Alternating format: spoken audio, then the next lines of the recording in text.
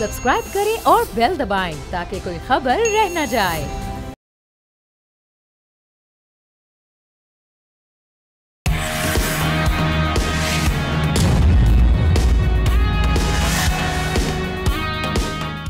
अस्सलामुअलैकुम नाजरीन, आप देख रहे हैं न्यूज़ पंच। मैं हूं आमना खटाना।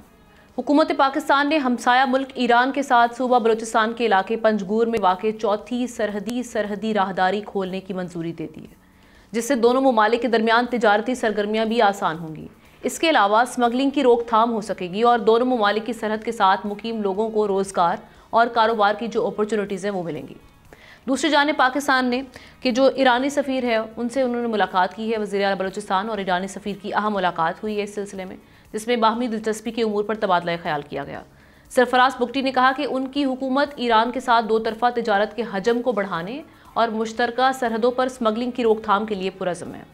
अब ये कितना खुश आए जो नया एक गेटवे, इसका इजाफा और साथ ही साथ मुआशी तौर पर पाकिस्तान किस हद तक फ़ायदा उठा सकता है। हम गेस्ट का तारुफ करवा देते हैं। एहतशामुल हक साहब हमारे साथ मौजूद हैं, माहिर मईशत, इकोनॉमिस्ट। खाकान नजीब साहब ने भी हमें ज्वाइन किया है, थैंक यू सो मच। आपसे आगाज़ करते हैं। खाकान नजीब साहब, कैसे देख रहे हैं इसको माशी तौर पर? अगर देखा जाए एक नए गेटवे का जो इजाफा है, ये कितना खुश आइंद है? देखिए, पाकिस्तान का जो फ्यूचर है वो तो है ही कि पाकिस्तान जो है वो दुनिया के साथ इंगेज करके ट्रेड कर सके। मतलब ये सबसे ज़्यादा इम्पोर्टेंट बात तो समझने की है।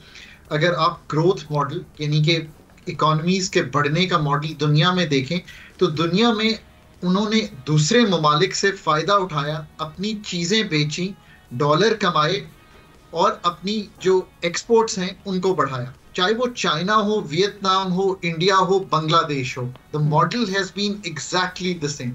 ये उन ममालिक की बात हो रही है जिनकी पॉपुलेशंस बड़ी हैं, जिनके पास नेचुरल रिसोर्सेज अगर हैं भी तो उस तरह उन्होंने एक्सकवेट नहीं किए हैं। मॉडल जो है वो यही रहा है। इसी तरह एम्प्लॉयमेंट क्रिएट हुई है। अब पाकिस्तान अनफॉर्चुनेटली जो है, आज तक हम ये बात नहीं समझ सके कि हम इंपोर्ट्स को रोकने की बजाय एक्सपोर्ट्स को बढ़ाएं। जहां तक ईरान या इवन चाइना या कार कंट्रीज यानी कि ये नेबरिंग कंट्रीज हैं आपकी, इनका ताल्लुक है, ये एक मार्केट है जिसमें आप एनर्जी कोऑपरेशन कर सकते हैं। सबसे पहले नेचुरल गैस हो, ईरान पाकिस्तान गैस पाइपलाइन का जिक्र बहुत अरसे से चल रहा है। इसी तरह बिजली, आपको पता होगा कि ईरान ऑलरेडी सप्लाई करता है पार्ट्स ऑफ बलूचिस्तान प्रोविंस को बिजली, जहां तक हमारे ग्रिड नहीं पहुंच सकती। सो इसको एक्सपैंड किया जा सकता है। जो पाकिस्तान ईरान को बेच सकता है वो है एग्रीकल्चर। इसका क्या मतलब है? यानी कि राइस, व्हीट, मैंगो, सिट्रस और वेजिटेबल्स, ये ईरान को चाहिए और पाकिस्तान ये ईरान को बेच सकता है। और फिर आपको पता है पिस्ताशो, सैफरॉन, डेट्स, ये ईरान की खासियत है। these are the delights that we can get from them. फिर जो पाकिस्तान के पास cotton, fabrics and home textile है, अगेन ईरान इसकी एक मार्केट बन सकता है। एक चीज जो ईरान की फार्मास्यूटिकल इंडस्ट्री है वो वेल डेवलप्ड है, हमसे बेहतर है। पाकिस्तान जो अभी तक मंगवाता है कई चीजें, फॉर एग्जाम्पल इंडिया की भी कई रॉ मटेरियल जो है हम दुबई के थ्रू मंगवाते हैं। So that is something that we can do there. और आखिर में याद रखिए, जो पेट्रोकेमिकल्स की इंडस्ट्री है ईरान की, पॉलीमर्स हैं, रेजन्स हैं, मिनरल रिसोर्सेज हैं, इनसे भी आप फायदा उठा सकते हैं। और एक पाकिस्तान का एक रिलीजियस टूरिज्म है टू ईरान, मशाद, कोम, ये जो जगह हैं जिसमें पाकिस्तान के जो पिलग्रिम्स हैं जो वहां जाते हैं, वो तो चलता ही रहेगा। पर having said all these things, let me also say कि कुछ सैंक्शंस, कुछ बैंकिंग बैरियर्स, फिर लॉजिस्टिक को डेवलप करना, टैरिफ और नॉन टैरिफ बैरियर्स को ओवरकम करना और जो इनफॉर्मल स्मगलिंग जिसका आपने जिक्र किया उसको रोकना, ये हैं वो प्रॉब्लम्स जिनको ओवरकम करना पड़ेगा अगर ये इतनी बड़ी चीजें जो हैं हम उनको आगे लेकर चलना चाहिए। देखिए, मैंने हमेशा कहा है कि पाकिस्तान की लोकेशन का जो फायदा, जिसको जियोग्राफिकल फायदा मैं कहता हूँ, चाइना को चीजें बेचें, कार कंट्रीज को बेचें भी और उनसे एनर्जी लें भी। इसी तरह ईरान की मैंने अभी बड़ी डिटेल में गुफ्तगू की है जी। इनका फायदा तभी उठाया जा सकता है कि ये जो पॉलिसीज का जिक्र मैंने आपके सामने रखा है,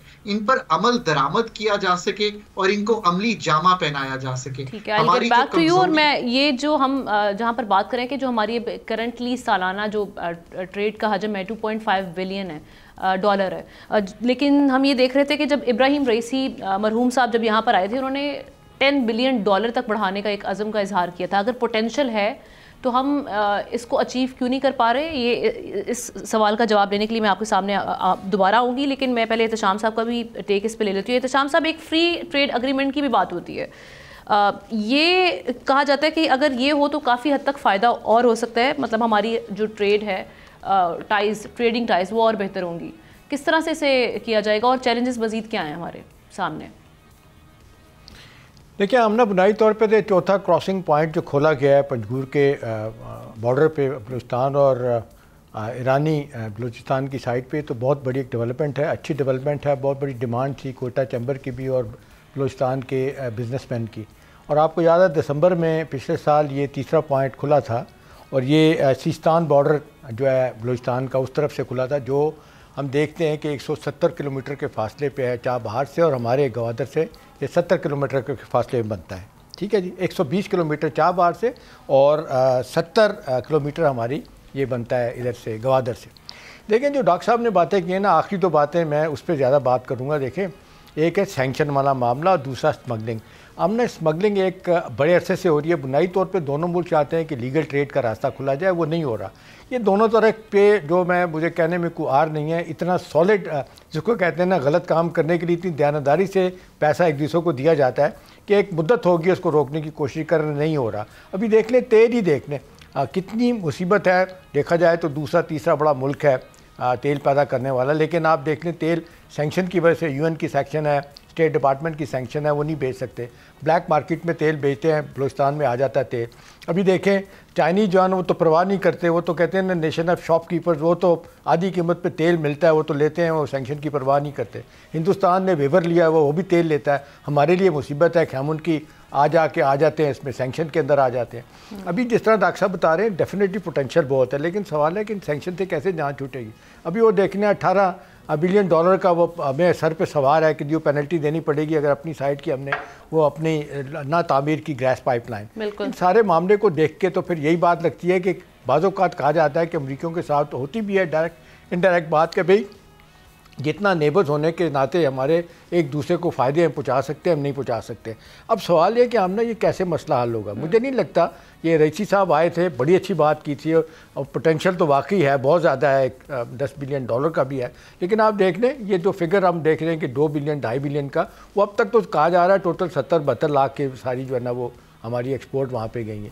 अब मसला ये है कि कितनी देर तक हम जैसा हिंदुस्तान से माल आता है दुबई के ज़रिए हम इनसे ले सकते हैं। देखिए, अब सवाल तो यही है कि इसको खोलने के लिए क्या क्या किया जा सकता है। अब ये कि मायदा अगर ग्रेटर लेवल पे जिस तरह चाहे अपना इन्होंने किया था, अपना क्या कहते हैं ओबामा एडमिनिस्ट्रेशन ने उसको ख़त्म कर दिया था आके ट्रंप ने। अब ये जो इनका मायदा था 5 मुल्कों का 1+5 वाला, उससे लग रहा था कि हमारे लिए भी आसानियाँ हो जाएंगी। अब ट्रंप साहब और ईरान के ऊपर सैंक्शन लगाने के चक्कर में है और उनको दबाव में लाने के चक्कर में, तो हमारे लिए मुझे ज़ाती तौर पे इतना बड़ा पोटेंशियल नहीं लगता कि लीगल ट्रेड जो है ना हम उसको बढ़ावा दे सकते हैं। जी ठीक है। खाकान साहब, ये $10 बिलियन का रियलिस्टिक नंबर आपको लग रहा है गिवन आर सर्कमस्टांसेस जो पाकिस्तान के इस वक्त मौजूदा सूरत हाल है, मईशत की भी और जो बाकी हम देख रहे हैं मामला है? देखिए, जितना आप खोलते जाएंगे इस चीज को उतना ही है कि चाहे वो बार्टर के थ्रू हो। दो एहतशाम साहब ने डिटेल कर दिए, 2-3 मैं और बात कर दूं कि एक तो ये है कि ये बार्टर ट्रेड होती है, सो बैंकिंग चैनल्स की कैसे क्योंकि बैंकिंग चैनल्स एब्सेंट हैं, तो ये एक इशू है जिसको सॉल्व करना है। फिर लॉजिस्टिक्स एंड इंफ्रास्ट्रक्चर जो है उसको भी ठीक करना है। फिर जो टैरिफ और नॉन टैरिफ बैरियर्स हैं उनको भी ओवरकम करना है। I think it's going to be a slow process और इसमें वक्त लगेगा, बट जब तक के जैसे ईरान पे जो सैंक्शंस है और अगर वो बढ़ जाती हैं और फिर ईरान आईपी जो पाइपलाइन है उसका इशू कैसे सॉर्ट होगा, आई थिंक ये असल बातें हैं जो हमें करना पड़ेंगी। बट अगेन ये बात दुरुस्त है कि यूएस से तो गुफ्तगू ही करनी पड़ेगी ना, कि अगर हम अपने खत्ते में ट्रेड ही नहीं कर पाएंगे तो बात आगे कैसे बढ़ेगी। I think that's the whole story. मैं फिर कहता हूँ कि ट्रेड की अहमियत पाकिस्तान के लिए अगर एक्सपोर्ट बढ़ानी है तो जो नेबरिंग कंट्रीज हैं जहां पे लॉजिस्टिक्स के पैसे कम खर्च होते हैं वो बहुत ज्यादा है, अब उन्हीं के साथ करने की कोशिश करें। डॉक्टर साहब, ये जो आमना पूछ रही थी डॉक्टर साहब, इस पे डॉक्टर साहब, इस पे क्या कमेंट करेंगे? फ्री ट्रेड एग्रीमेंट हमारे यहाँ हो सकता है, आप तो बड़ा सा हुकूमतों के साथ बैठे रहें, डील करते रहें। वो कहा जाता है ईरानी बहुत टफ नेगोशिएटर्स हैं, वो हर बात अपनी मर्जी के बनवाते हैं। तो आपको लगता है फ्री ट्रेड वाला कहीं ना कहीं मामला हम दोनों के दरमियान हो सकता है?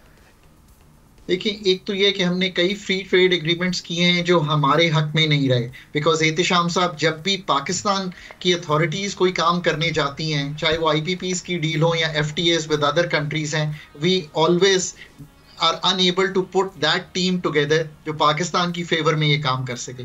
पाकिस्तान का आई थिंक एग्जिस्टिंग एक प्रेफरेंशियल ट्रेड एग्रीमेंट है ईरान के साथ, उसी को एक तो बेहतर कर सकते हैं, एक तो ये काविश है। और एक्सप्लोर तो हमेशा किया जा सकता है, अब हम और भी ममालिक के साथ कर रहे हैं, बट कामयाब नहीं हो सकते कि एफटीएस जो है इसको आगे लेके जाया। क्यों आप रिड्यूस ही करना चाहते हैं ना टैरिफ्स ऑन प्रायोरिटी गुड्स, ये तो करना ही पड़ेगा अगर आपने आगे बढ़ना है, इसमें कोई शक की गुंजाइश नहीं है। That is Pakistan future. इसीलिए मैं कहता हूं कि मिनिस्ट्री ऑफ कॉमर्स जिस तरह बाकी इदारों की मैं गुफ्तगू करता हूं, उसको इस तरह के एक्सपर्ट्स लाने पड़ेंगे। आखिर में सवाल तो यह है ना कि ये सारी बातें तो बहुत अच्छी हैं जो हमने की हैं, पर इनको अमली जामा किस तरह पहनाना है। देखिए, ये जो हम कहते हैं ना कि इम्प्लीमेंटेशन इज एन इशू, जी ये बात दुरुस्त है, but why is it a challenge? You know, जब आप डेप्थ में जाकर देखेंगे तो प्रॉब्लम तो सारा एचआर एबिलिटी का है ना, to deliver on all these things. अगर आप एफटीएस अच्छे पहले कर चुके होते तो आप इस भी पीटीए को इंप्रूव कर सकते थे इनटू एन एफटीए। असल मसला तो ये सारा आ रहा है, अगर आपकी स्मगलिंग हो रही है तो चाइना के साथ एफटीए हुआ है, लेकिन फायदा सारा चाइना को है उसका। डॉक्टर साहब जी, यही मैं गुजारिश कर रहा हूँ। अब मैं चूंकि चाइना के साथ हमेशा कोशिश करता हूँ कि हमारे मरासम की बहुत ज़रूरत है हमें इस वक्त, तो मैं कोई बात ना करूँ, बट ऑफ कोर्स उस एफटीए की भी रिवीजन की बहुत ज़रूरत है। ये सारी चीज़ें तभी मुमकिन है आप मिनिस्ट्री ऑफ कॉमर्स, आज हम उसी पे कॉन्सेंट्रेट कर लेते हैं, या बीओआई में इन्वेस्टमेंट की सलाहियत पैदा करें कि वो ये सारे काम जो हैं, टैरिफ का रिवीजन हमने बनाया हुआ है, टैरिफ के लिए भी एक इदारा, वहां पे लोग लाएं जो ये प्रोफेशनली सारे काम कर सके। जब तक पब्लिक सेक्टर की एहतशाम साहब कैपेसिटी ऐसी नहीं बनाएंगे जिसमें आप महंगे लोग ला सकें जो इन चीजों की डेप्थ को प्रोफेशनली हल कर सकें इन पाकिस्तान फेवर। ये वही बात है कि अच्छा लॉयर रखेंगे तो अच्छा काम होगा, अगर कमजोर लॉयर रखेंगे तो आपका केस वीक प्लीड होगा, चाहे वो आईएमएफ हो, चाहे वो एफटीएस हो, चाहे वो निगोशिएशन हो। I think that Pakistan has to still realize. Thank you so much. Khaqan Najib Sahab हमारे साथ मौजूद है, इसलिए एहतशाम साहब साथ ही रहेंगे। अगले सेगमेंट के लिए एक ब्रेक लेते हैं, ब्रेक के बाद वापस आते हैं।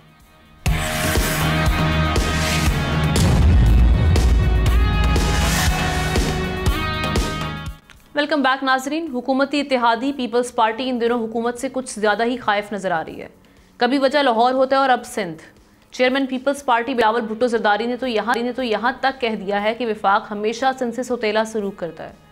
दूसरी जानिब हुकूमत ने दरियाए सिंध पर नहरों की तामीर से मुतालिक पीपल्स पार्टी के जो रिजर्वेशंस हैं उनको दूर करने का फैसला कर लिया है। हालांकि इससे कबल सिंध की मुखालफत के बावजूद चोलिस्तान केनाल की तामीर पर समरी नेशनल इकनॉमिक काउंसिल की एग्जीक्यूटिव कमेटी यानी एक्निक को भिजवा दी गई थी, लेकिन इसहाक डार की मुदाखलत पर मनसूबा एक्निक के एजेंडे से ड्रॉप कर दिया गया। वजारत मनसूबाबंदी ने काबीना डिवीजन से एक्निक मिनट्स में से चोलिस्तान केनाल को निकालने की दरख्वास्त करते हुए ये स्टांस दिया कि चोलिस्तान केनाल गलती से शामिल हो गया था। अब इस तमाम सूरत हाल पर बात करने के लिए एहतशामुल हक साहब के साथ साथ ज्वाइन किया है पाकिस्तान पीपल्स पार्टी के रहनुमा member of national assembly Mirza इख्तियार बेग साहब ने। Thank you so much for joining us sir. सबसे पहले आपकी जानिब आ रहे हैं, आपके बेसिकली रिजर्वेशंस हैं क्या इस मंसूबे को लेकर? अब तो चोलिस्तान केनाल एक्निक एजेंडे से ड्रॉप भी कर दिया गया है। चोलिस्तान का हमारा एज ए पॉलिसी बात कंसर्न है, और हमने इस पर एतराज़ात किए थे वफाकी हुकूमत से कि इसमें हमसे आपने कोई कंसल्टेशन नहीं लिया, और ये हमारा एक पॉलिसी इशू है।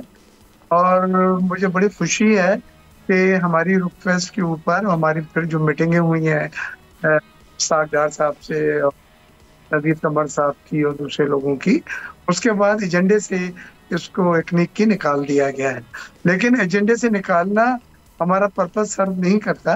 हमारा पर्पस सर्व करता है कि इसके ऊपर बहस की जाए और इसको आइंदा ना लाने के लिए हमें एश्योरेंस दिया जाए, क्योंकि अभी हमारे दूसरे इश्यूज भी चल रहे हैं वफाकी हुकूमत के साथ। जब कानून साजी के वक्त हमने जो एग्रीमेंट किया था और उसमें हमने पंजाब में उनसे एडमिनिस्ट्रेटिव पोजीशंस मांगी थी, इंतजामी पोजीशंस मांगी थी, ताकि हम अपना वोट बैंक की खिदमत कर सकें और हम अपने लोगों को वोट बैंक बढ़ा सकें। उस पर भी अभी तक पूरी तरह से अमल दरामद नहीं हुआ है। हालांकि उस पर कई मीटिंगें हुई हैं और वायदा भी किए गए हैं कि नहीं, जो हमने हुकूमत साजी के वक्त पे एग्रीमेंट किया था उसको हम उस पर अमल दरामद करेंगे, लेकिन अभी तक अमल दरामद पूरी तरह से नहीं हुआ है।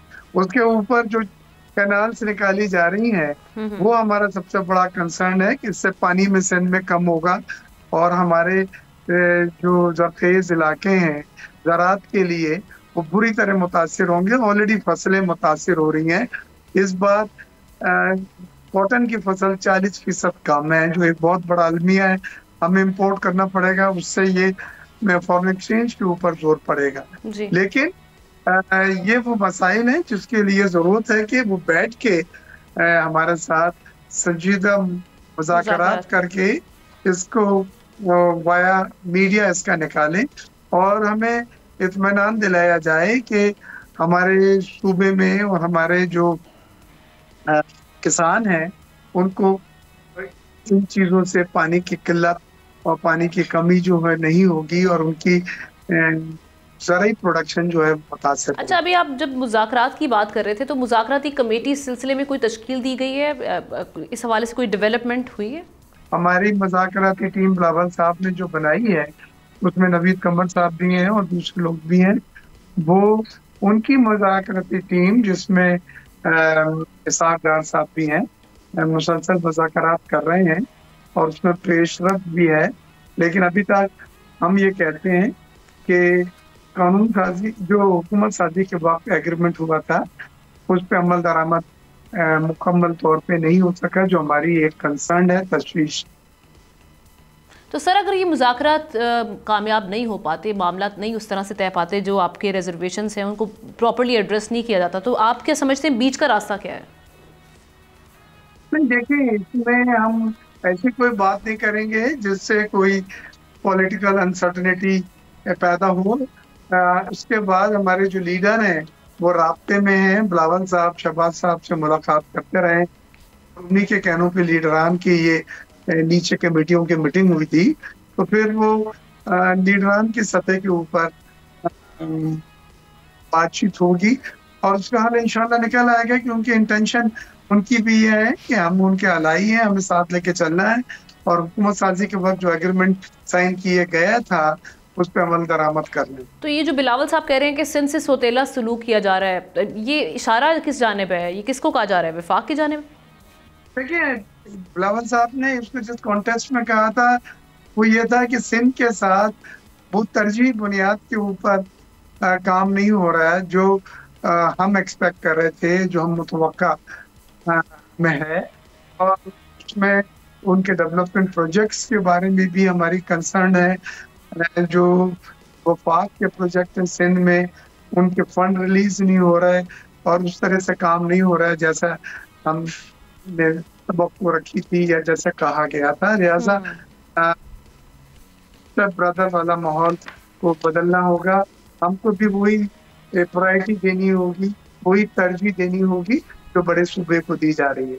ठीक है, इत्तिशाम साहब की जानिब चलते हैं। इत्तिशाम साहब, ये कल हम इस देख रहे हैं इस सिलसिले में जितनी भी जो सिंध की ख़ास तौर पे जो अपोजिशन की जमातें हैं, जब वो एक प्रोटेस्ट में शरीक हुई हैं 6 कैनाल कंस्ट्रक्शन, जो एक हम देख रहे हैं कॉन्ट्रोवर्शियल इशू चल रहा है सिंध और पंजाब के दरमियान, उस पर उन जमातों का ये मौक़िफ़ था कि जो पीपल्स पार्टी है वो इस मौक़िफ़ को लेके सीरियस ही नहीं है, संजीदा ही नहीं है, वरना आपके लिए बड़ा आसान था कि आप सिंध असम्बली में और नेशनल असम्बली में रेजोल्यूशन पास करवा लेते।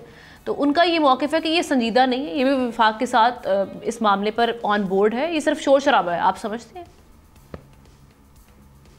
आप ना देखें, लाइटर नोट से बात शुरू करते हैं। आपने मिर्ज़ा साहब से बात मुज़ाकरात के बारे में पूछी थी, तो जो पीटीआई और हुकूमत के दरमियान मुज़ाकरात हैं उसको ख्वाजा आसिफ साहब जो डिफेंस मिनिस्टर हैं वो कहते हैं मुज़ाकरात जी। तो मुझे भी यही लग रहा है कि इस वक्त पीपल्स पार्टी के और फेडरल गवर्नमेंट के जो मुज़ाकरात हैं ना, मुज़ाकरात ही हैं।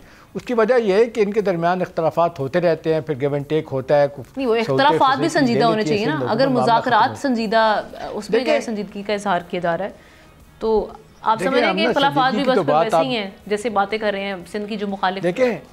देखें इख्तलाफात तो अब इस तरह पैदा हो रहे हैं आमना कि जब कोई बात नहीं मानी जाती सियासी तौर पे तो फिर और दूसरे हरबे इस्तेमाल किए जाते हैं।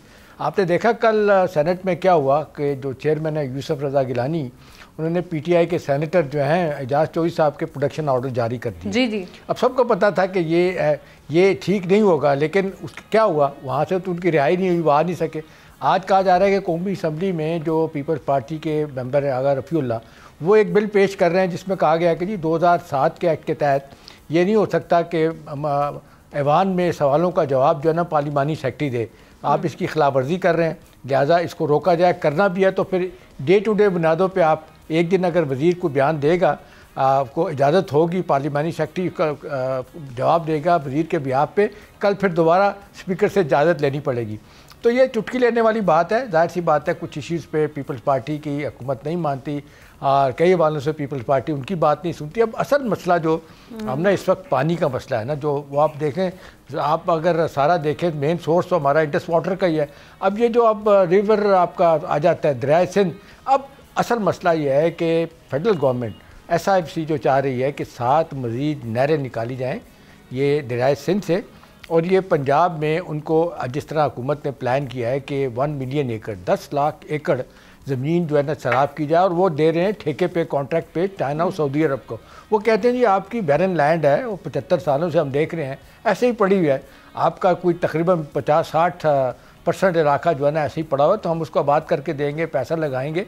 तो अब उन्होंने दे दिया। अब बात यह है कि ये तो शिकायत तो हमेशा से पैदा होती रहती है कि जी, लेकिन आपका ओपिनियन क्या है, ये जो सिंध की रिजर्वेशन है ये दुरुस्त है, ये इनका स्टांस जो इस मामले पर है, आपका अपना पर्सनल ओपिनियन? देखिए अपना स्टांस तो मुझे नहीं लगता कि इसमें कोई इतनी जान है, और अगर ऐसी बात होती तो ये आप देख। अच्छा एक बात है कि जिस तरीके से वो बार बार ये बात करते हैं कि वफाक के सिंध के इश्यूज़ पे आप CCI की मीटिंग बुलाएं, कॉमन इंटरेस्ट की, और होना तो चाहिए कि हर 90 दिन के बाद मीटिंग हो, 3 महीने के बाद। ये 3 मरतबा हो चुका है कि शहबाज साहब ने मीटिंग नहीं बुलाई, तो इस लिहाज से तो रिजर्वेशन उनकी ठीक है कि भाई अगर हमारे इख्तलाफात हैं चाहे किसी इशू पर भी हैं तो आप मीटिंग बुलाएं CCI की, वहाँ तय कर लें। लेकिन होता ये नहीं है, और मामला अगर शोर शराबा हो रहा है उसको सुनना भी चाहिए, आपकी इत्तेहादी भी है जी, बिल्कुल सुनना भी चाहिए। और फिर आप देखना, अब ये सिंध असम्बली ने बाकायदा करारदाद मंजूर की हुई है, ये इरसा एक्ट जो है 2092 वाला, उसके खिलाफ, लेकिन कुछ भी नहीं हुआ। फिर वो साथ ये भी कहते हैं कि जी 2001 में एग्जैक्टली नहीं 1991 में जो वाटर अपोर्चमेंट अकॉर्ड हुआ था, आप उसकी खिलाफ वर्जी कर रहे हैं, यानी फेडरल गवर्नमेंट कर रही है, सिंध को पानी पूरा शेयर नहीं दिया जा रहा। अब इस पर तो वाक़तन होना तो चाहिए कि उनके रिजर्वेशन को दूर किया जा सके, लेकिन हम ना हमारे यहाँ सियासत है, गिव एंड टेक होती है। वो कहते हैं जी ये कर लें, फिर सियासी तौर पे इसकी ये कीमत देनी पड़ेगी। तो बहुत से वालों से तो पीपल्स पार्टी ऑन बोर्ड है, उन्हें पता है कि आवाज़ कहाँ से आती है, किसको किस तरह ऑब्लाइज करना है। असल टारगेट तो उनका वो है 2027 इलेक्शन करना जरदारी साहब की, जी हाँ, बिलावल भुट्टो को प्राइम मिनिस्टर बनाना, तो उससे पहले इस तरह का टक पर चून जो है ना वो लगा रहेगा इनके दरमियान। चलें ठीक है जी, तो शाम साहब हम एक ब्रेक की जाने पड़ते हैं। मिर्ज़ा इख्तियार बेग साहब का शुक्रिया अदा करेंगे, ब्रेक के बाद एक और अहम इश्यूज़ पर बात करेंगे।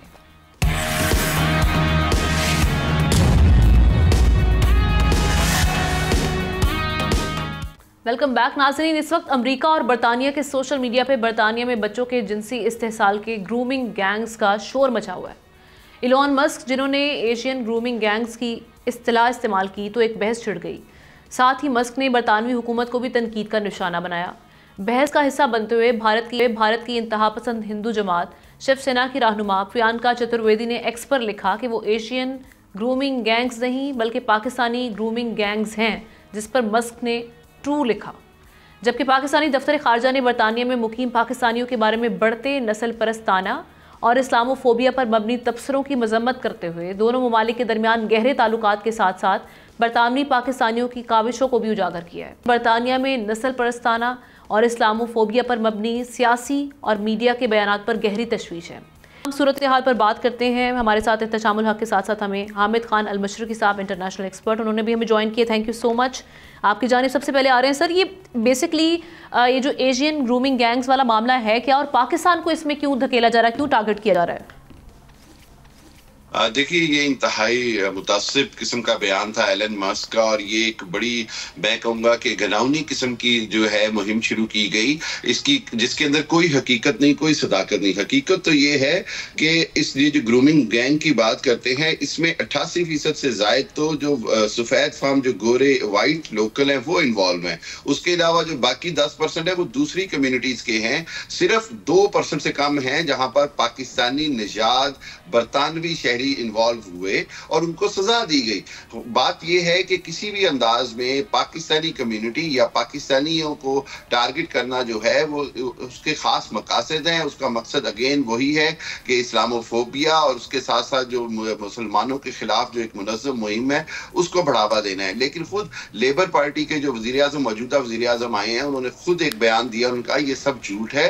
तमाम जो बरतानवी कवानीन के मुताबिक कोई भी मुजरिम जब जुर्म करता है तो उसके बराबर का उसके साथ सलूक किया जाता है, ना तो उसके अंदर कोई उसकी कौमियत देखी जाती है, ना ही उसमें कौमियत का कोई सवाल पैदा होता है। मैं यहाँ पर आपको एक बात बताता चलूं कि इससे इस तरह के बयानात से जो बरतानिया के अंदर जो इंतहाई दाएं बाजू की जमातें हैं वो जरूर फायदा उठाती हैं, और मकसद भी एलन मस्क का आप देखें तो वो यही नजर आता है कि वो जो वाइट सुपरमेसी या सफेद फार्म जो परस्ती है उसको उजागर करने के लिए इस तरह के बयानात दिए जा रहे हैं।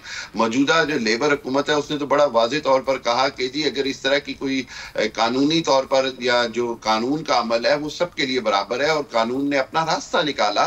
लेकिन यहाँ पर पाकिस्तानी कम्युनिटी भी सरापा एहतजाज है, पाकिस्तानी कम्युनिटी ने बड़ा शदीद रद्द अमल दिया है। लेकिन मैं यही पॉइंट यहाँ से लेके एहतशाम साहब की जानिब जाऊँगी। एहतशाम साहब, जिस तरह से हामिद खान साहब बात करें कि जो पाकिस्तानी कम्युनिटी है उनकी जानिब से भी कंडेमनेशन आ रही है, यहाँ पे भी हम देख रहे हैं कि फॉरेन ऑफिस की जानिब से जो कंडेमनेशन आई ये काफ़ी है, क्योंकि पाकिस्तान को बदनाम करने के लिए इंडिया कोई अपॉर्चुनिटी नहीं छोड़ता और ऐसे प्रोपेगेंडे करता रहता है, हम देखते हैं। लेकिन अगेन हमारा यहाँ पे स्टांस होना क्या चाहिए, हमारे पास ऑप्शंस क्या हैं? चूँकि एलन मस्क की जानिब से भी इस कैंपेन का हिस्सा बनना, जो कि एक इन्फ्लुएंशियल इस वक्त हम देख रहे हैं शख्सियत हैं, ट्रंप की इस वक्त काबीना उनकी टीम का भी हिस्सा है, तो कैसे देख रहे हैं आप? अब ना देखें, हिंदुस्तान तो अपनी फ्रस्ट्रेशन और एम्बैरसमेंट तो जो है ना वो पहले से ही नहीं ख़त्म कर पा रहा। दिल्ली को rape capital of the world कहा जाता है, और जितनी जिनसी की दरिंदगी का मुजाहरा हिंदुस्तान में होता है ये कहीं भी नहीं होता। और ये अगर आप कन्वेक्शन की देख लें डिटेल्स बरतानिया में, तो बहुत ज़्यादा उनकी, हमारी तो सही कह रहे हैं, हमारे दोस्त के बिल्कुल पाकिस्तानियों का नाम ही नहीं।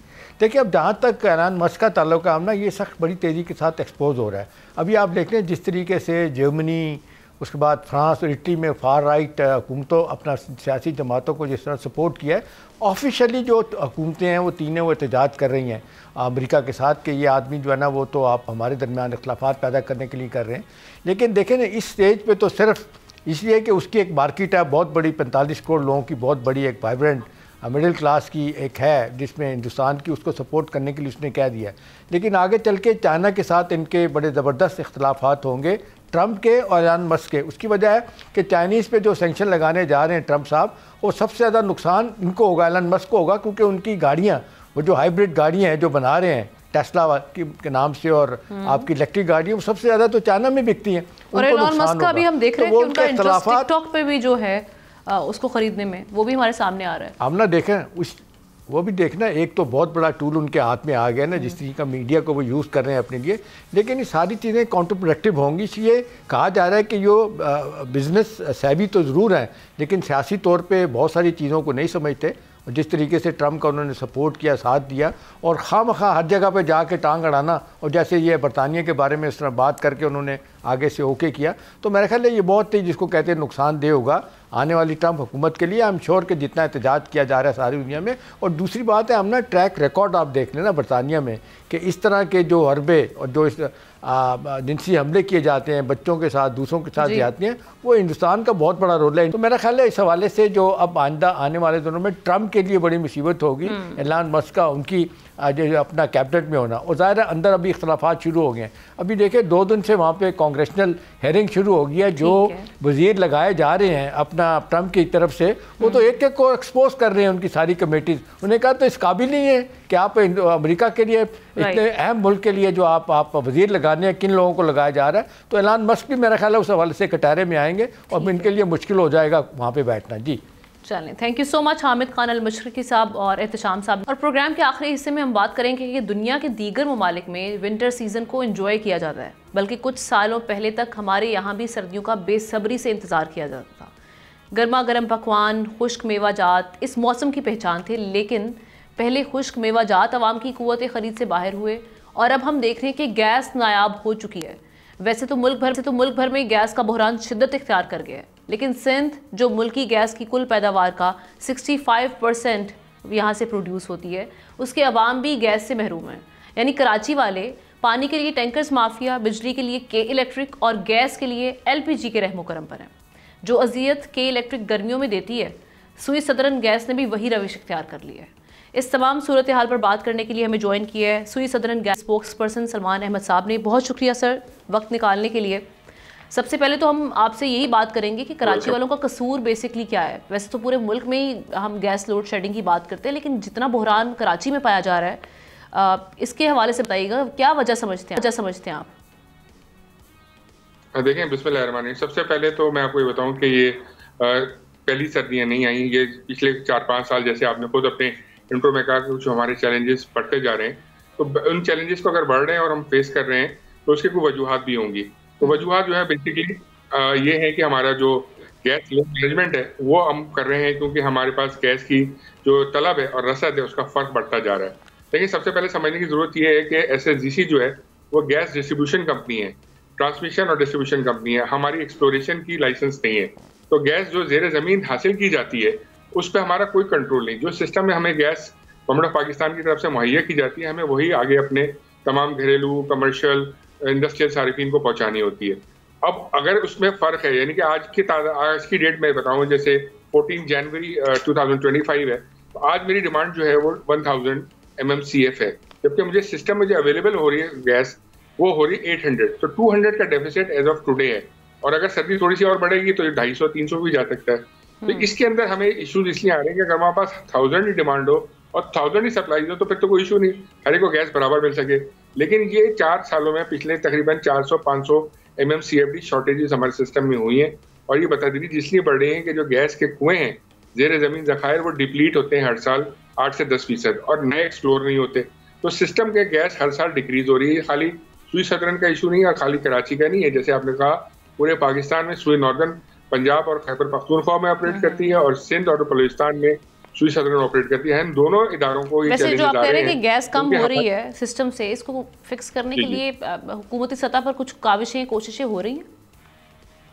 बिल्कुल हो रही है। हुकूमत जो है वो एक तो जो 24-25 कंपनी जिनके पास लाइसेंस है एक्सप्लोर करने के, उनको भी मोटिवेट करती है, नए इन्वेस्टर्स आने के लिए भी प्रोग्राम दिए जाते हैं, और जो सेस्मिक सर्वेस होते हैं जहाँ पे पता लगता है यहाँ गैस के रिजर्व है, वहाँ एक्सप्लोर भी किया जाता है। लेकिन अनफॉर्चुनेटली जो रिजल्ट्स मिलते हैं हमको, अगर हमें 100 की डिमांड है तो वो 2 या 3 के रिजल्ट मिलते हैं। जैसे आपने सुना होगा जी, अभी ढेरकी में एक गैस का बड़ा जखीरा दरियाफ्त कर लिया गया, खैरपुर में कर लिया गया, खैबर पख्तूनख्वा में कर लिया गया, लेकिन वो रिक्वायरमेंट के मुकाबले में ना होने के बराबर होते हैं। यानी कि 100 अगर रिक्वायरमेंट है मुझे तो 1 या 2 एक्सप्लोर हो रहा है, तो वो सिस्टम में कम आ रहा है। तो देखिए, जैसे आपने कहा गवर्नमेंट तो इंपोर्ट करने की भी बात कर रही थी कि ईरान से गैस पाइपलाइन के थ्रू लाई जाए, ज़ाहिर उसमें कुछ रुकावटें, कुछ सिफारती सतह की चीज़ें हैं, जो भी चीज़ें हैं वो ज़ाहिर हुकूमत पाकिस्तान इसका आपको बेहतर जवाब दे सकती है।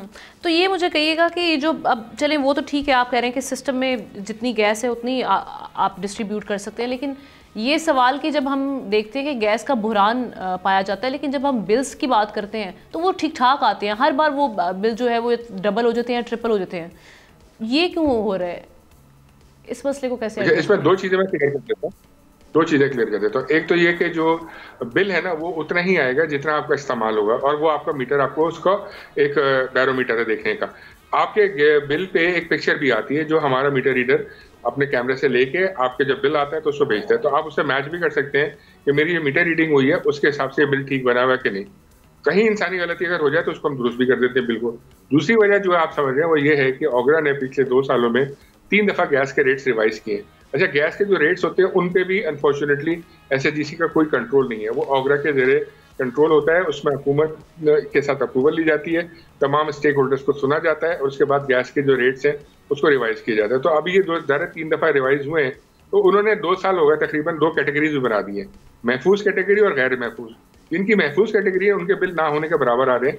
मैं उनको आपको फॉर्मूला भी बता देता हूँ, वो ये होता है कि नवंबर, दिसंबर, जनवरी, फरवरी ये जो 4 महीने विंटर के होते हैं, इनके अंदर अगर आपका consumption on an average 90 units, अगर आसान लफ्जों में कहें 90 यूनिट से बिलो है, तो आप महफूज कैटेगरी में चले जाते हैं, और 91 एंड अबव है तो वो आप गैर महफूज हो जाते हैं। And that stage for the whole year, यानी कि अगले नवंबर तक वो साइकिल रहती है। उसमें 400 रुपीज फिक्स चार्जेस होते हैं जो महफूज कैटेगरी है, और उसका टैरिफ बहुत लो होता है, इसलिए उसका बिल बहुत कम आता है। लेकिन जो गैर महफूज होता है, इसका मतलब उसका इस्तेमाल ज्यादा है, तो उसके पास 1000 रुपए फिक्स चार्जेस जाते हैं, और गैस का टैरिफ उसका अच्छा खासा हाई होता है। आने वाले दिनों के हवाले से बताइए सलमान साहब, ये जो आने वाले दिन हैं, खासतौर पे अगर हम रमज़ान की बात करें, उसमें तो आपको पता है कि फिर कितनी परेशानी का सामना करना पड़ता है। अब रमज़ान करीब आ रहे हैं, कुछ प्लानिंग है कुछ बेहतरी के लिए, ताकि हम जो हमारे देखने वाले हैं उनको थोड़ा सा, उनकी थोड़ी हौसला अफजाई हो जाए कि भाई आने वाले दिन जो हैं वो कुछ बेहतरी लेकर आएंगे? देखिए, उसमें पहले मैं इशूज बता देता हूँ, फिर उसके बाद हमारे जो स्टेप्स हैं जो हम लेते हैं कन्वीनियंस अपने कस्टमर्स को प्रोवाइड करेंगे। इशूज ये होते हैं कि आम दिनों में जो है कि पकवान जो पकाई जाते हैं, जो घरों में खवातीन कुकिंग्स करती हैं, उनके स्कैटर्ड टाइमिंग्स होते हैं। कोई सुबह, कोई दोपहर, कोई शाम, अपने हिसाब से कन्वीनियंस के हिसाब से कुकिंग हो रही होती है। लेकिन जो सहूर और अफ्तार के टाइमिंग होते हैं वो कॉमन शेयर होते हैं। उसमें सहर से 2 घंटे पहले और अफ्तार से भी 3-4 घंटे पहले हजारों नहीं लाखों बर्नर ऑन हो जाते हैं, एक साथ पीक शेयरिंग होती है। एक घर में एक वक्त में 1 या 2 ओवन यूज होते हैं, तो एक बर्नर, तो वो 4-4 बर्नर भी यूज हो रहे होते हैं। कहीं फ्राई हो रहा था, कहीं रोटी बन रही होती है, कहीं चाय बन रही होती है, एक ही घर में। तो एक साथ जब इतना लोड सिस्टम पे आता है, तो डेफिनेटली बात है कि वो प्रेशर जो है उस पर असर पड़ता है। अगर हमारे पास, जैसे मैंने कहा, 1000 अवेलेबिलिटी होती है और 1000 की डिमांड थी, तो इशू किसी नहीं होता, सबको मिल जाता है। लेकिन पीक शेयरिंग में डेफिसिट हमारे ये रमजान में भी जाएगा, आगे भी जाएगा। लेकिन उसके लिए हमारे यहाँ, हमने लास्ट ईयर भी किया था, बल्कि लास्ट 2 ईयर से कर रहे हैं कि हम स्कैटर्ड टाइमिंग्स कर देते हैं। हम सुबह के वक़्त भी हम शेयर करेंगे जैसे, तो उसमें हम इंश्योर करते हैं कि जो पीक आवर्स हैं उनमें गैस प्रेशर से सबको मिले। चलें, ठीक है, thank you so much. Salman Ahmed साहब हमारे साथ मौजूद थे, स्पोक्स SGC, इन्होंने इस मसले पर बात की, और साथ ही साथ इसका हम देख रहे हैं कि जो जब ही इस हवाले से जब बात की जाती है, तो इसमें कहीं ना कहीं ब्लेम शिफ्टिंग होती है कि वहाँ से मसला है, वहाँ से मसला है, लेकिन इस पर हल के लिए तमाम स्टेक होल्डर्स का बैठना कितना ज़रूरी है, इस पर कोई बात नहीं कर रहा। इसके साथ ही प्रोग्राम का वक्त ख़त्म हुआ चाहता है। आपसे कल मुलाकात करेंगे। अल्लाह हाफिज़।